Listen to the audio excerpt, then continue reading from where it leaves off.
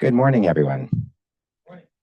Welcome to Grand Rounds. My name is Alex Harris. I'm one of the Grand Rounds co-directors, along with Drs. Adi Talati and Rebecca Mueller. Next week's Grand Rounds will be given by Dr. Gero Miesenbück, the Waynflete Professor of Physiology at Oxford University.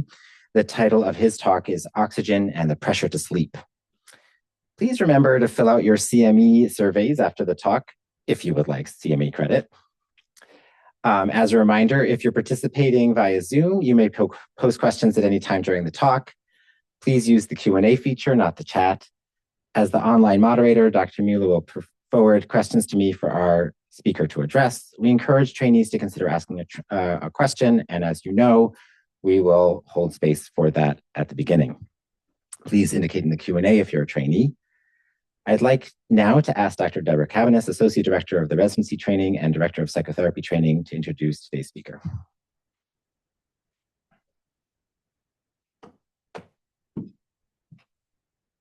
Thank you, Alex, and welcome. Thank you for coming to the Dr. Irville and Mrs. Helen MacKinnon Grand Rounds. For those of us who have been around here for a long time, when you see the MacKinnon Grand Rounds, you presume that it is Roger MacKinnon that we're talking about, who was for many, many years essentially the director of psychotherapy training here and trained many of us and got us interested in psychotherapy. But in fact, this Grand Rounds is named for his parents, Dr. Irville and Mrs. Helen MacKinnon. Dr. Irville MacKinnon was, in fact, like some people in this audience, the clinical director of this building, actually the building across the street, and he was a psychiatrist. He also had a practice. Roger recalled that when his father was the clinical director, he would go up and down the halls of the old PI on roller skates. And he had patients, and one patient, perhaps during a time of her life when she had need, would call the house a lot. And Mrs. Helen MacKinnon would pick up the phone a lot. And she was very grateful then to both Dr. Irville and Mrs. Helen MacKinnon. So when she gave money, she wanted to give it in both of their names, which I think really speaks to the way, people handled patients and really had ownership and gave continuity of care. They all wanted, Roger afterwards, wanted this Grand Rounds to make sure that it included clinical psychiatry, particularly psychotherapy, particularly psychodynamic psychotherapy in the rotation of the Grand Rounds. So I couldn't imagine a better, more suited person for this Dr. Irville and Mrs. Helen MacKinnon Grand Rounds, and I'm delighted to introduce him. This is Dr. Frank Yeomans. Dr. Yeomans is clinical professor of psychiatry at the Weill Cornell Medical College, director of training at the Personality Disorders Institute of Weill Cornell, and adjunct associate clinical professor of psychiatry at the Columbia University Vagelos College of Physicians and Surgeons. He's president of the International Society for Transference-Focused Psychotherapy, an honorary member of the American Psychoanalytic Association, and past chair of the Group for the Advancement of Psychiatry Committee on Psychotherapy. He received his undergraduate degree from Harvard, his PhD in French literature, and his MD from Yale University, and did his psychiatry residency training at New York Presbyterian Cornell Payne Whitney Clinic. Dr. Yeomans' primary interests, which he's going to talk to us about today, are the development, investigation, teaching, and practice of psychotherapy for personality disorders. He headed the specialized unit for patients with borderline personality disorder at the Weill Cornell Medical Center for 10 years. He's taught and helped establish training programs for the psychodynamic therapy of personality disorders in many countries. And he's received numerous awards and honors and has authored and co-authored numerous articles and books, often with co-authors Diana Diamond, Barry Stern, Otto Kernberg, and Eve Callagore. He's really, I think, a model because, as he'll talk to us about today, he's not only a pioneer in psychotherapy, but he's a pioneer in psychotherapy research. So it's my pleasure to welcome Dr. Yeomans.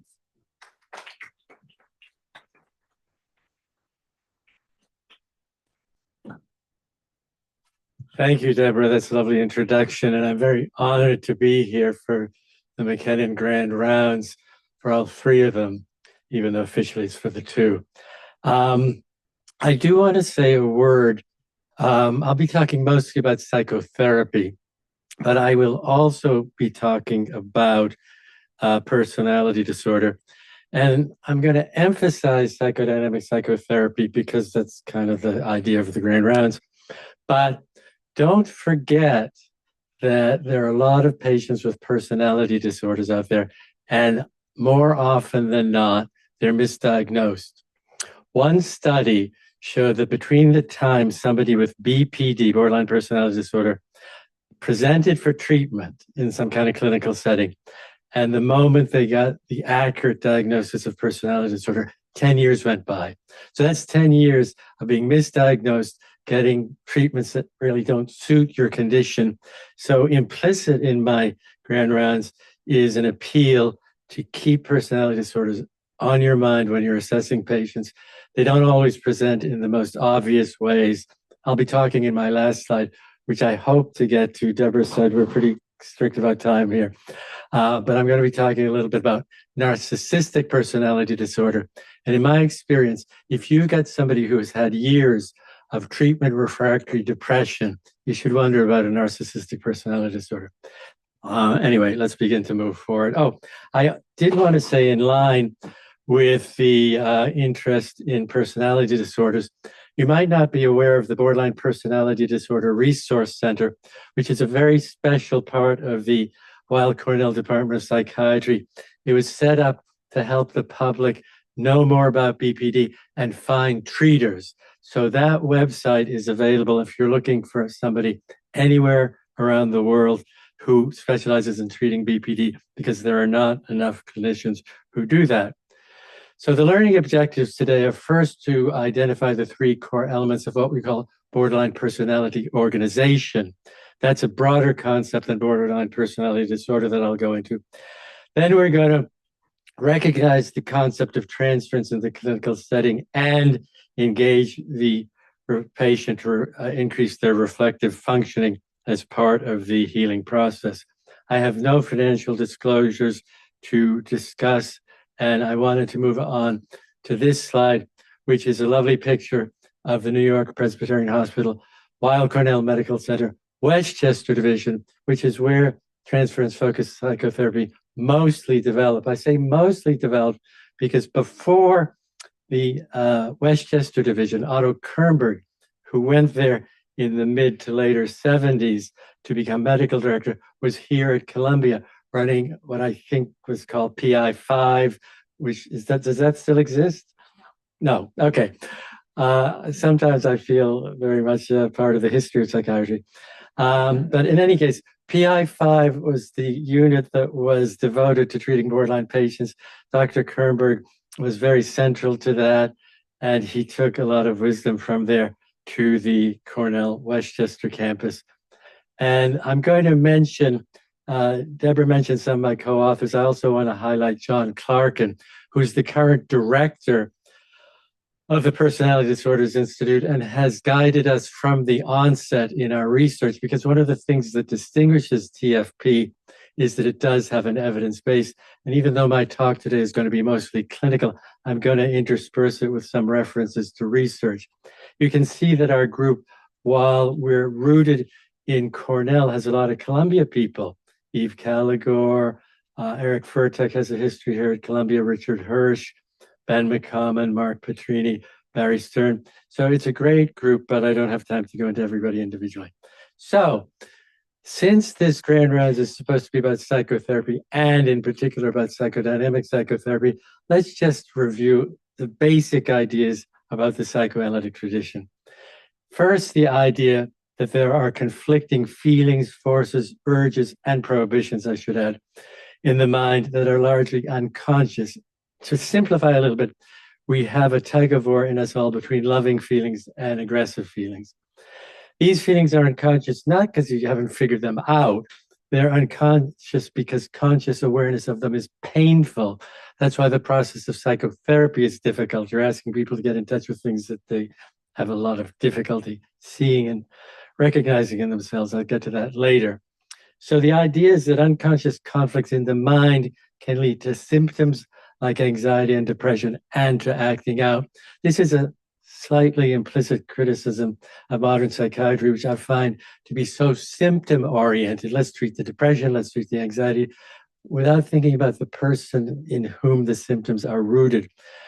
So I'm going to try to talk about at different level what we call the structure of personality as a potential source of symptoms and acting out. Now, as I mentioned, TFP has its origins in Dr. Kernberg's work that goes back to the 1970s. And this is a picture of Dr. Kernberg, who's in semi-retirement in this lovely place off the coast of Maine.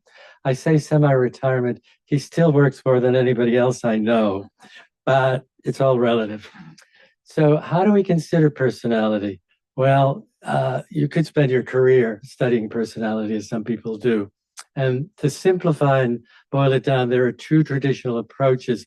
First, personality is traits. What is somebody like? How do they behave? What do they look like? How do they interact? It's a descriptive approach. But the second approach, which is more current these days, is a kind of seeing personality as a processing system. Personality is the individual's way of processing what they perceive, especially with regard to themselves and others.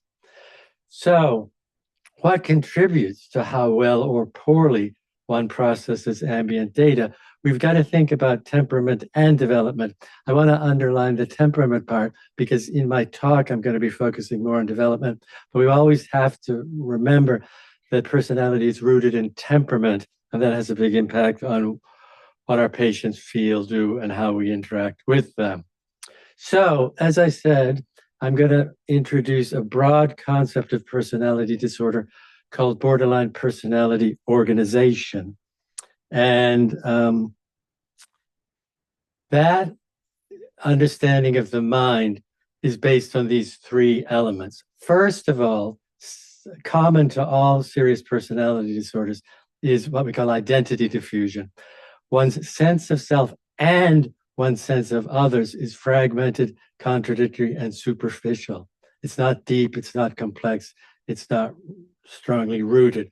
So we've got identity diffusion. Related to identity diffusion are what we call splitting-based defenses or dissociative defenses, especially involving projecting negative aspects of the self, negative feelings, negative emotions onto others to try to avoid the anxiety of experiencing them within oneself. And finally, the third core characteristic of this broad set of personality disorders we call BPO is fragile, vulnerable reality testing, leading to distortions in reality testing. It's not like a total break with reality testing, but the person can be thought of as a prisoner of inaccurate internal representations of themselves and of others. And here I like to give the example of the first patient I ever treated in my practice after I finished my residency. Was a guy in his mid-30s who was a combination of borderline and narcissistic personality disorder. He was kind of a tough cookie. He was aggressive and hostile, and you encounter that in a lot of our narcissistic patients. So in any case, I would go to most of my sessions with him. It's funny, I should say his sessions with me, but anyway, I was sort of, bracing for the latest attack. And by the way, if we ever have a chance to talk about NPD in detail, that's the key. You have to just accept the attacks, not react, take it in. Anyway, so one day, in the context of this therapy with this angry, kind of hostile guy, he told me a story that was really sad about something that happened when he was 6 years old. And totally involuntarily, it brought tears to my eyes. I was kind of embarrassed. I didn't mean to do that. But anyway, it happens. To reassure myself, I did a search, and there's a small literature on when the therapist tears up. So anyway, so he looks at me and he says, you have tears in your eyes. So I didn't know what to say. So I said, yes. Major therapeutic intervention. And he scrutinized me. He looked at me really carefully, closely, and he said, "You're mocking me." That's when I signed on to this method of treatment. I thought, if somebody's internal image of the other can so radically distort how they perceive what seemed to me an incontrovertible or just a totally convincing, I think I use the word incontrovertible, uncontestable evidence of sympathy or empathy, I thought something is going on with what Otto Kernberg teaches about the importance of internal representations in the mind as they get played out in the interactions between self and other, which of course is what transference is. But in any case, this slide looks a little complicated. I probably have a pointer here. Let me see. Yeah. So all of these distinct personality disorders in the mid-range are what we consider borderline personality organization. You could say they're different categories, but we find that in line with certain current research, there's a G factor, a general factor, where they have more in common than different. So I just want to tell you all, if you've got somebody who looks like they have dependent, avoidant, some of these categories aren't in the DSM, like sadomasochistic, paranoid, schizoid, and so on, narcissistic. You don't need a separate treatment for each one of these. You can take something like TFP that addresses the G factor, the general elements, the identity diffusion, the primitive defense mechanisms, and the shaky, vulnerable, distorted reality testing. So I just want to say in passing that this conceptualization that came out of Kernberg's writings starting in the 1970s is compatible with, or I should say, the alternative model of DSM-5, the alternative model of personality disorders, is compatible with Kernberg's long-standing formulation, because the first criterion in the DSM-5 alternative model for personality disorders is difficulties with identity, thought of in terms of self-direction, and difficulties in relations with others, thought of in terms of difficulties with empathy and intimacy. I'm not going to belabor this because I want to get more into treatment considerations. So,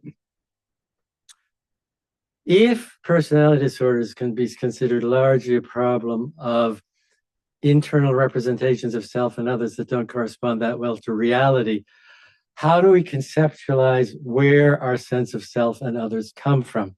That's why I want to go into a brief summary of object relations theory.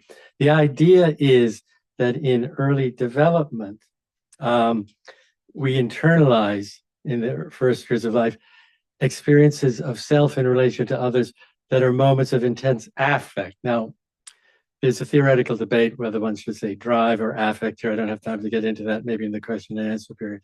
But so the idea is that in the course of every infant development, there are moments of pure satisfaction. You're being cared for and nurtured and loved. And that is internalized as a totally positive experience of self and other. And without necessarily having outright trauma, there are experiences of self and other which are negative. The infant is in pain, is hungry, is wet, is cold, and the other doesn't come to take care of the problem. Without the concept or capacity for object constancy, the infant doesn't think, oh, I just have to wait a few minutes. The infant thinks, I'm in hell, I'm being tortured, and there's a persecutor here. So the idea is that if you take these early radically opposed and intense experiences of self and others, the dyad exists as an internal representation in the mind and can determine how the person experiences him or herself in relation with others, and dyads of similar affective charge aggregate, so that in the early development, you get a mental structure. This is from Melanie Klein, that we call the paranoid schizoid position, where on one side of the split, these could be marked a little better, you've got a negative self-experience in relation to a negative experience of the object. And on the other side of the split mind, you've got a positive sense of self and other, but it's not like it's just positive, it's ideal, it's perfect. Often students think, oh, you know, that negative side is pretty bad. We've got to get the patient to sort of take distance from that. But I like the positive side of the split internal world. The positive side is just as pathological because, as some research I'll be referring to says, it's not realistic. It's positive to the point of the ideal. Doesn't exist in the world, so it's not going to help you adapt to the world. So why is this called the paranoid schizoid position? Schizoid because it's split, but paranoid because the individual isn't consciously aware of their aggressive, angry, and sometimes hateful emotions. They project those and see those in others. So they have a basically paranoid stance toward the world. And that's why you get all the attachment problems with borderline patients. I get close to somebody, I'm going to get hurt. Now, you're going to tell me that borderline patients can be very angry and act out in very angry ways. But that's the thing. You have to remember what the definition of acting out is. It's not misbehaving. That's kind of what people say these days. Oh, he acts out. That means he behaves badly.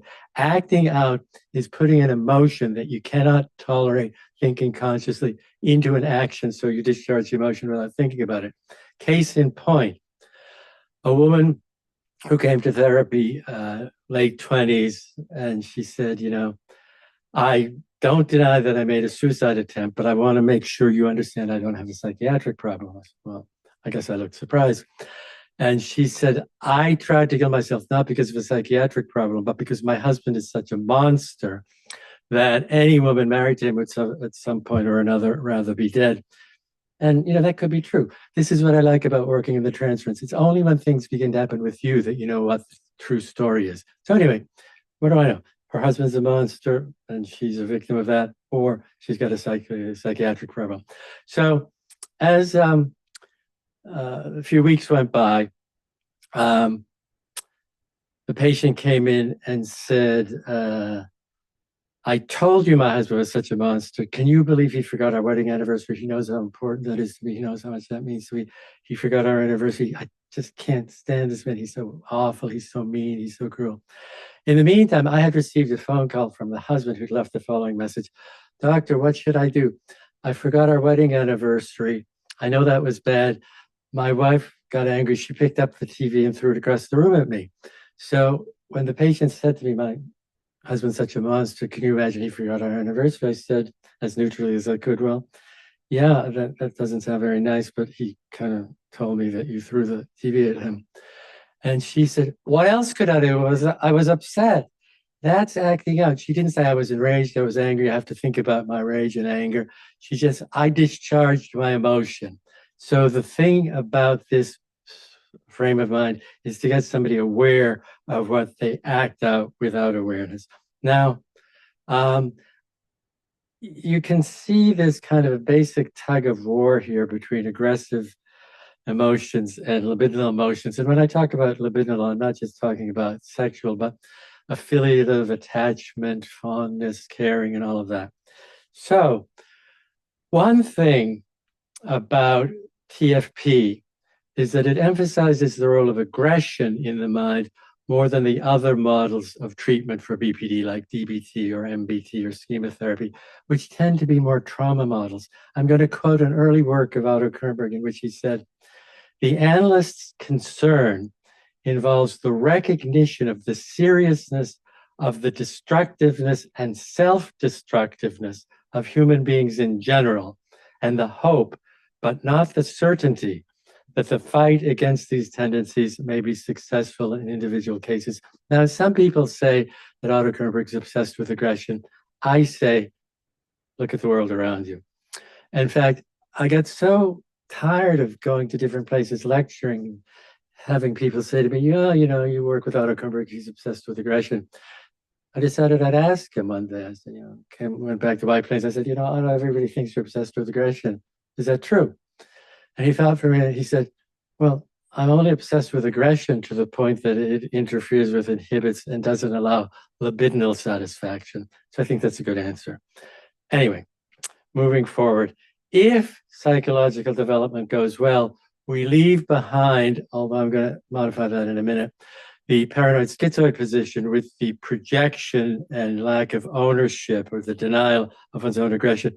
And we get to this nice, complex organization of the mind. So we, the self, we know our love, we know our hate, we know our rage, we know our fondness, and we can kind of be conscious of, aware of, and manage the whole spectrum. And we see others in a similar level of complexity. Interestingly, Melanie Klein, in her brilliance, I think, called what seems like a much more advanced, adaptive, and mature psychological organization the depressive position, which doesn't sound great. So what happens is that if you leave behind the paranoid schizoid organization, you leave behind the ideal. you don't believe you can find that perfect other or be the perfect self. So you have to mourn the ideal. That's part of the depressive position. But the other thing is, if you begin to take back the aggression you always saw in others, then you feel a guilt and remorse, which is very difficult. So I will quote a patient of mine.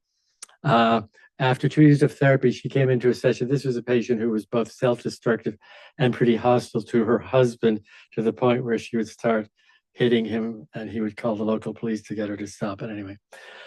So after 2 years, she comes into a session and says, you've helped me a lot, doctor. My husband and I can enjoy each other's company and we're kind of like friends now. Sounds good. Then she said, but you've taken something away from me and I kind of resent that you did that. I said, what's that?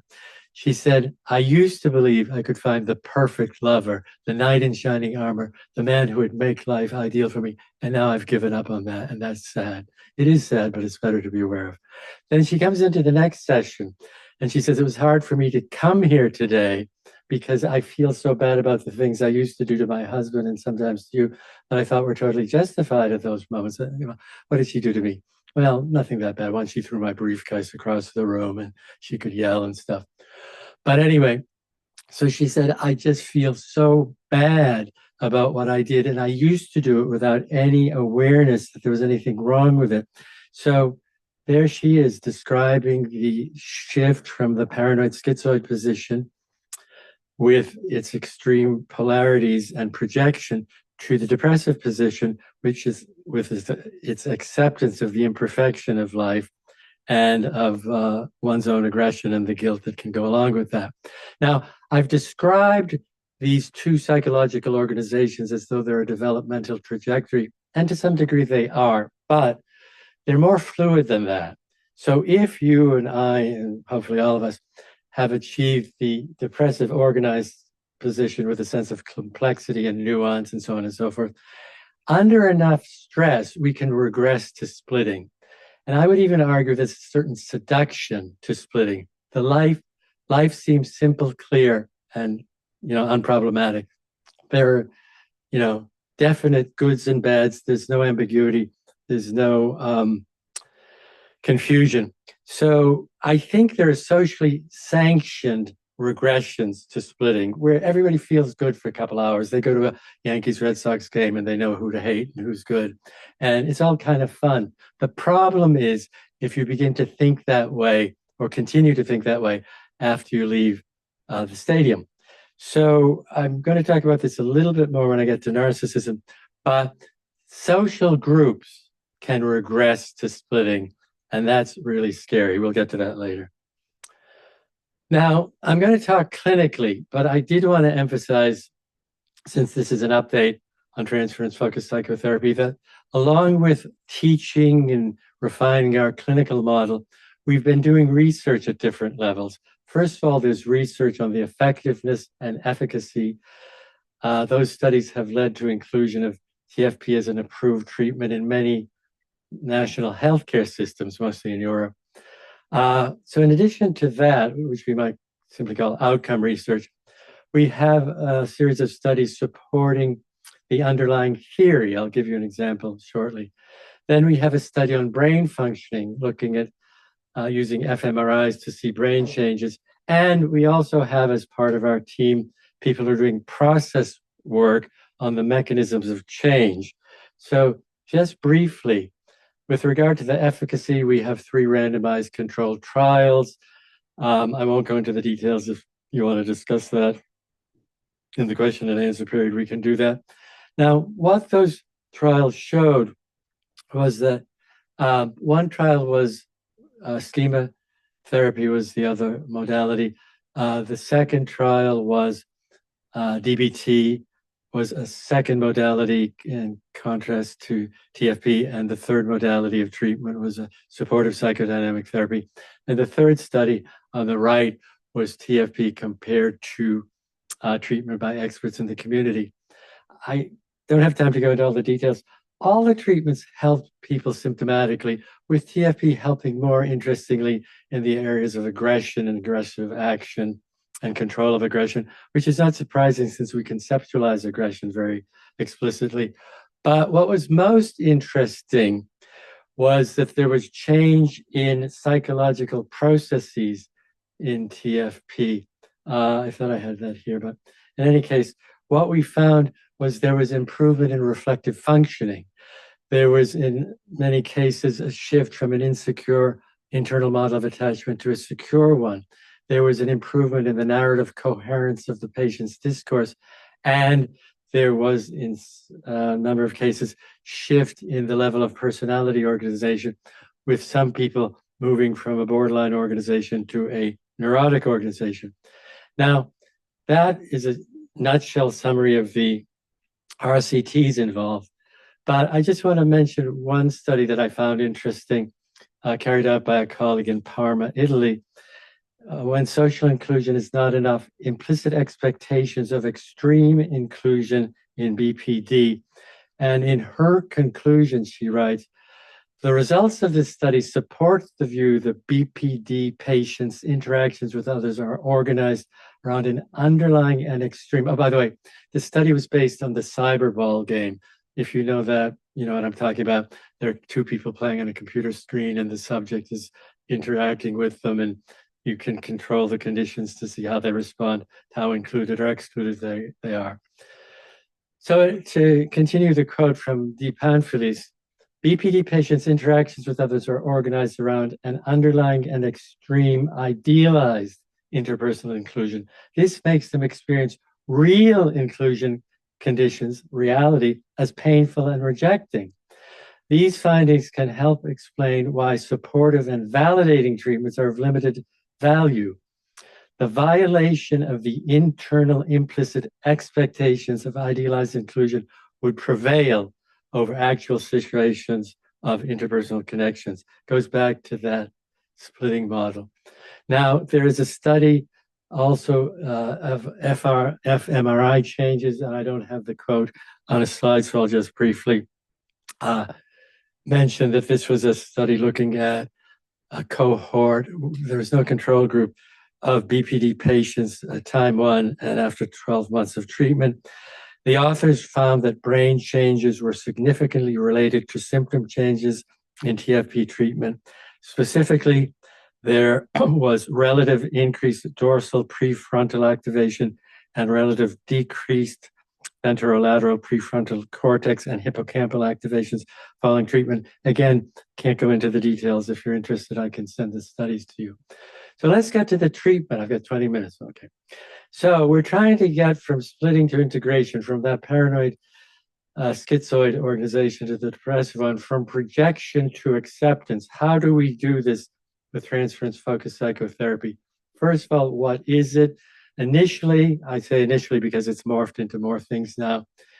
It's a manualized, evidence-based outpatient therapy that combines structure, limit setting, and attention to life goals, which are the add-ons that are not present in most psychoanalytic treatments. And you get those things that then lead to the exploratory psychodynamic approach to target the split intrapsychic structure. So the key difference, I'm really simplifying here, from traditional psychoanalysis or psychodynamic therapy is we shift the main focus from the patient's verbal content to the interaction, what the patient is doing with us. That's where we think the most important material comes in. It's hard to get your students to do this. For some reason, people listen to stories and don't kind of have as much of awareness of what's going on in the interaction. Okay, so I mentioned these advantages of TFP earlier, changes in reflective functioning, attachment security, narrative coherence, and level of personality organization. Let's get back to basics. What is transference? A lot of people think it's the repetition of the past in the present, but that's a little simplistic. It's the activation of internal object representations in the relationship with the therapist and in the relationship with other people. Why is it different with the therapist? I sometimes say to my patients, it's sort of a joke, but not totally. You as a therapist are paid to stay in a relationship with somebody that most everybody else would leave. And that's kind of true. So you just tolerate all kinds of stuff that can be a little hard to tolerate and try to get the person to look at it with you. So it's not simply a repetition of the past, because the internal representations of self and other, they're not literal representations of past. They're modified by fantasies, fears, desires, wishes. So we feel that if you work with what's happening between the patient and you, then you have a therapy we call experience near, where what you're talking about is happening in the moment. It's one thing to say, gosh, I think you're really hard on yourself and you're so depressed because your father was so critical all the time. It's another thing to say, you know, the way you reacted to my last comment seems like it really cut to the core and you felt like I was totally dismissing you. Now that's talking about the dynamic as it's happening, not just something from the past. So this is a very schematic, an attempt to schematically represent the internal world of a borderline patient, where we've got all kinds of dyads floating around. The classic one for BPD patients is the victim connected to the abuser with fear, anxiety as the affect, although if you're organized at that paranoid schizoid, you've also got the ideal dyad of a childish dependent figure with an ideal giving figure with love and warmth, and you get other dyads. So what happens in the therapy setting, as in other settings, patients acting in accordance to the inner experience of one of these dyads, and whatever dyad they're experiencing in the moment is like their total reality at that time. The other things don't enter into their awareness. So a minor trigger event can shift somebody from one dyad to a totally different one. So suppose you're having a apparently peaceful, positive, productive session with a patient, and then toward the end of the session, you look at the clock, and the patient says, you look at the clock, and you say, yes. And then the patient says, oh, well, if you can't stand the sight of me and want to get rid of me, just say so, and I'll never darken your doorstep again. It sounds almost comic, it's so extreme, but that's the internal world of a borderline patient. It goes from one thing to another without any connection. It actually gives you a lot to work with, because then you can begin to work on the reflective process. How come we went from here to here? So in the way we set up therapy, we invite ourselves to be the object of the projections. We don't correct distortions of the projection. We invite observation. We kind of hover like a helicopter over the scene and look at it, reflect on it, try to get to the patient to look and reflect on it with us. So to get back to the patient who thought her husband was a monster, and for all I knew that was true, what happened was a couple of months into therapy, I opened the door to my office to let her in from the waiting room. 3 minutes late, I was in some kind of emergency call or something. So it's 3 minutes after the appointed hour of the session, and I see her running out of the waiting room toward the parking lot. So I started running after, and I said, we've got a session, what's going on here? But she jumped into her car, and she went home. I assume she went home. Waited enough time to let her get home. She lived up in Westchester. And I called her. This is different from my training as an analytic therapist, which would have been to say, wait till the next session and see what was going on.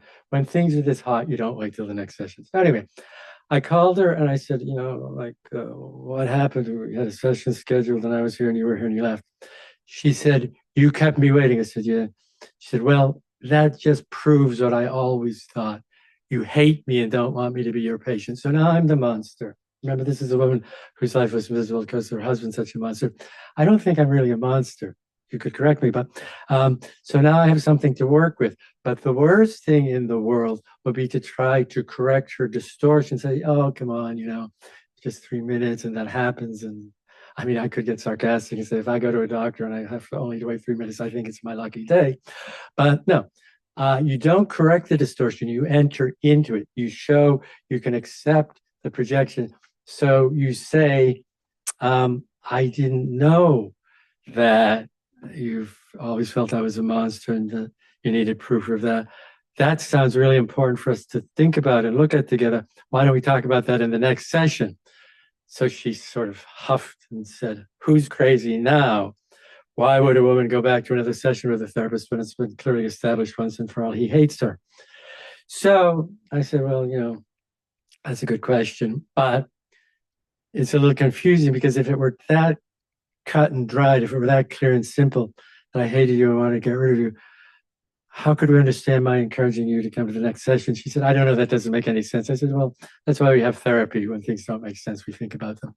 So anyway, she comes to the next session, but she had repaired her projection of me as a bad guy. She said, I don't know why I came today. I know I haven't answered your question. You want me to come here because you need my money to pay your mortgage. So we're back into the paranoid position. I don't care about her. I'm exploiting her and what have you. But notice that she came. That's the beginning of the emergence of the libidinal side of the conflict. Something in her wanted to attach. It was very fragile, weak, and hard to hold on to. But we're beginning to see the emergence of a conflict between the side that's afraid of me and the side that wants a connection with me. So anyway, let's look at an overview of the work. When we're sitting down with a patient, hold on a second, we want to do what I've just described doing. Define what's going on between the patient and you. What is the dominant transference, the dominant object relation? This can be explicit, as in the instances I've cited for you. You hate me and you don't want me to be your patient. That's pretty explicit, Diane. But the trick is when the relationship is implicit, as, for example, in the case of a narcissistic patient who comes in, history of chronic depression and periodic suicidal thoughts and a little bit of self-harm. I'm thinking the suicidality of NPD is different from BPD, but that's another topic. Anyway, so he comes in with these major problems. And we start therapy. And in the first 3 sessions, he's telling me these really interesting, fascinating stories about growing up in some other country that was exotic to me. So I'm sitting there thinking, what's going on here? That's the implicit dyad. And that led to my interpretation. I said, there's something going on here that's sort of interesting. What's that? I said, well, you came with these serious problems, but in the sessions we've had so far, you're telling me all these interesting stories.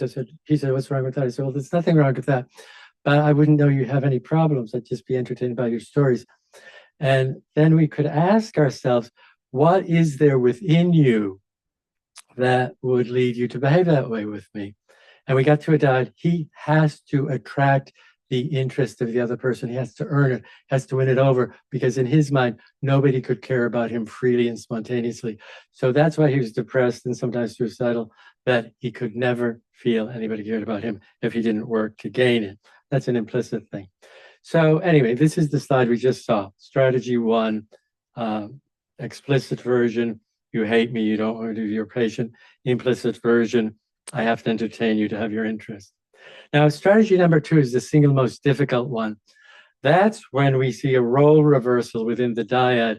In other words, the patient who experiences themselves as the victim of your persecution becomes persecutory themselves. That's the enactment of their aggressive side that they aren't aware of. So how might we see that? Take the patient who says, you looked at the clock, you hate me and you don't want me to be your patient. So suppose that patient went on, you're so callous, you're so indifferent to your patients, you're such a bad therapist. I think I'm going to call Albany. Would that be your bailiwick, Tom? Yeah. I'm going to call Tom Smith in Albany and report you. I'm going to make a formal ethical complaint. I'm going to try to, get you out of this profession because you hurt people. Now, what I would say to the patient at that point is, you have every right to file a report on me, but can we think about what's going on here? And as I said, this is the single most difficult step. And you have to be very gradual and tactful. Say, maybe there's something going on here where, in spite of your having a right to do this, there's something a little bit kind of strong in your wording. You've been raising your voice. And so you gradually try to get the person to see that they can have a little bit of aggression in them, maybe a lot, but they don't see it. They just act it out. And then the third strategy is when you get evidence of the two sides of the split internal world, and you can bring them to the patient's attention, like the patient who ran out of the waiting room because I hated her, but then was beginning to show these manifestations of a wish to be close. You begin to draw the patient's attention to those two sides of their internal world. So what's the treatment progression? First, we do a lot of work that isn't done in a lot of therapies. Establish the diagnosis. We're all supposed to do that, but we do that in an especially kind of extended way, I would say. Then we explain the diagnostic impression to the patient. This is kind of a controversy, but trust me, literature, research, and clinical experience show that it's better to tell somebody who has a personality disorder that's what they're suffering from. We agree on the goals. We agree on the model of treatment. You'll see why this is important in the example I'm going to give later. We establish a sense of security, and then we set up the conditions for the analytic work to proceed. So just schematically, we go through these steps: history, discussion, diagnosis, treatment goals, model of treatment, setting up the terms of the treatment, maybe a family session. I could go into that in the discussion period. And then we either begin therapy or we don't, depending on what the patient's reaction to our description is. So this contracting serves two broad purposes. First of all, to contain and control acting out, to allow affects to be felt very intensely in the sessions, and then to define the reality of the therapy relationship so that anything that the patient does that deviates from what you have defined as the treatment can be understood as an enactment. So we have what the patient's responsibilities are to the treatment and yours, which includes saying, you're not providing a supportive therapy, you're not providing counseling, you're not giving opinions or advice. Patient says, why not? You seem like a smart guy. And you say, because I think you could grow more if I don't act like a crutch there. So I'm going very quickly. With borderline patients, in particular borderline personality disorder patients, we might have to contract around any one of these forms of acting out: suicidal, homicidal, lying, substance use, eating disorder, so on and so forth. Last and not least, a chronically passive lifestyle. To benefit from therapy, somebody has to have some engagement in the world. So I'm getting toward the end. The techniques we use once we get to the treatment are maintaining technical neutrality, which is not easy, but very important, because when you're neutral, then the patient sees you in different ways and you learn a lot about their internal world. You become kind of like a Rorschach card. That's very simplistic, but I'll just move on. Then you use your counter-transference. There's a very interesting phenomenon, especially projective identification, which some people these days don't even believe in anymore. But that's when the patient actually activates in you a feeling they can't tolerate in themselves. Then the interpretive process, which is not just saying something smart and explanatory, but it's a process clarifying the extent of what's on the patient's mind, confronting distortions, discrepancies, like when I said, doesn't quite add up, you say, I want to get rid of you, but I'm trying to encourage you to come to the next session. How can you understand that discrepancy? And then interpreting and conducting transference analysis, which I'll give you in an example. Now, I'm not going to go into detail, but our Israeli colleague, Yogev Kiviti, did interesting research about in-session reflective functioning and showed how the use of that confrontation technique that I just mentioned does seem to be associated with an increase in reflective functioning and a modulation of affect. So here's an example of what I've said so far: how to use the frame, countertransference awareness, technical neutrality, and interpretation. Picture the patient, 35 years old, woman who had what we would call a moderate level of borderline organization. She was chronically depressed, periodically suicidal, on a ton of medications. There's a lot of polypharmacy that's often not necessary. And she comes to therapy, wanting to be less depressed and not have suicidal thoughts. But her main objective in life was to get married and have a family. And she's very anxious. Her biological clock is ticking away. So a couple of months into treatment, she comes in and she says, this is an example of going away from the content into the interaction. Doctor, the most amazing thing happened last night. John, this guy I've been telling you about, I dated him for the past 6 weeks. He asked me to marry him. What should I do? So to my ear, having taken in over years what I just talked to you about in 3 minutes, I think, what's the frame of treatment? The frame of treatment is to explore things, not to give advice. So when I hear her say, what should I do? I say to myself, she's acting something out. Let's go for it. So I said, I understand how important this is, but I think we might make more progress and benefit more if I don't say what I think you should do. I was going to go on, but, like explore. So, doctor, don't be an idiot. I know you love your theory, and that's great on a normal day. This isn't a normal day. Don't be a jerk, blah, blah, blah, blah, blah, blah. So anyway, I continued. I said, yeah, but I do hold to this idea. If we looked at what's going on between us right now, maybe that would not only inform your decision, but maybe give us some information about why relationships seem not to work out. Think about it. You come in here. You know John. I've never met him. I only know what you told me about him. And you're asking me if you should marry him. What does that imply? That implies that I have some kind of superior knowledge, that I know all the answers. And that's kind of interesting. And look at the way you're portraying yourself. Clueless, helpless, unable to think in any useful way. So I'm naming the dyad, strategy number one. If you're going through life, bringing that imprint, that pattern, that template into relationships, maybe that's not going to help so much in the long run. So that's shifting from the content to the interaction, naming a dyad, and trying to help the person understand something about the way they experience themselves and others that informs their behavior and feelings, but without their awareness. So there are new developments in TFP. We've gone from individual therapy for adults to working with adolescents, what we call extended TFP, which goes to the neurotic level of psychological organization. Eve Callagher and some of us worked on that book. Then Diana Diamond and some of us worked on the book for TFP for NPD. Richard Hirsch and Chiara Di Panfili just published a very good book on applied TFP, using these object relations principles in any clinical setting, psychopharm, family therapy, ER, CL, and so on. We're working on group TFP, and Barry Stern, associated with Columbia here, is publishing on a TFP-informed couples therapy. This is my last slide, so I have 1 minute. Let's talk about NPD. It's a big problem. It's very difficult to treat, more of a challenge than BPD. Why is it more of a challenge than BPD? Because in BPD, you get the fragmentation, you get the chaos, you get the disorder. It's all out there.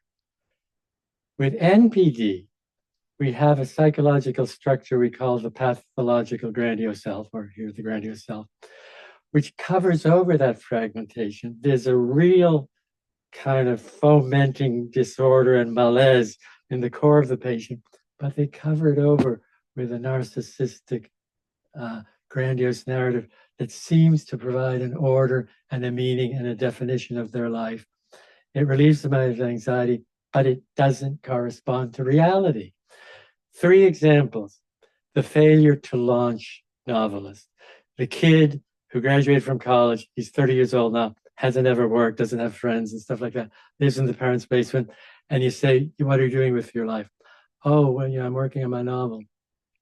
That narcissistic fiction that he's writing a great novel keeps him going, but it leads to really poor adaptation and inability to function in the world. So when I thought about the failure to launch young guy, I thought about Jack Torrance, if you know the book or the movie The Shining. This is a guy who goes into this isolated, palatial hotel to write his great novel. And after months, you learn that he's never gotten beyond 1 sentence. And then he has a total psychotic break. So that's an example of what happens when the pathological narrative fails. All of the intense feelings and disorder and conflicts emerge in the movie and the book terribly. Another example is Norma Desmond, if you know Sunset Boulevard. Perfect example of the retreat from the real world into a fantasy world. Her house on Sunset Boulevard, little contact with the outside world. Everybody there has to toe the line and adore her. And the reality is totally different. That pathological narrative falls apart, and of course, murder ensues. And unfortunately, you can say, I say Hitler et al., you can fill in the et al., but it's really horrifying when a leader manages to sway a group. What is a better example of a pathological grandiose narrative than the superiority of the Aryan race? We're all perfect. If you just get rid of these horrible, dirty elements in society, we would go on to rule the world and have an idyllic society. And when you convince people of something that isn't based in reality, but gets them to act in unison, tragedy always ensues. They can carry the grandiose idea only so far until it falls apart. So I'll stop there.